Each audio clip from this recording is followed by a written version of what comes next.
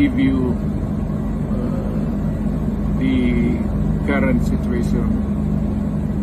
I am about to land sa Hague. Galing ako Dubai.